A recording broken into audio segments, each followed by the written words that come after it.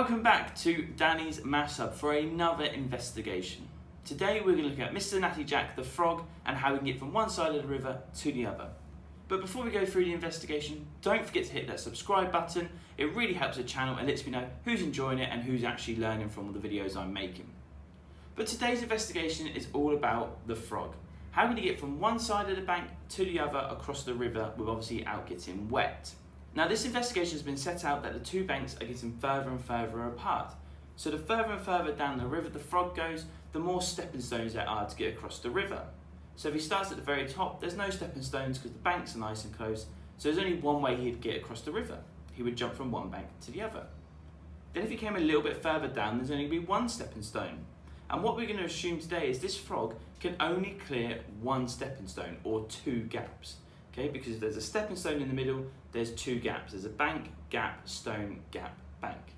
So he could either jump all the way across, clearing the two gaps, or he could jump from one side to the stepping stone and across. So then he has two ways of getting across. And then if he comes further down the river, there'll be two stepping stones. So how many combinations could he do? He could either clear one and land on the other, or he could land on one, then clear the other, or is there any other combinations he could do there?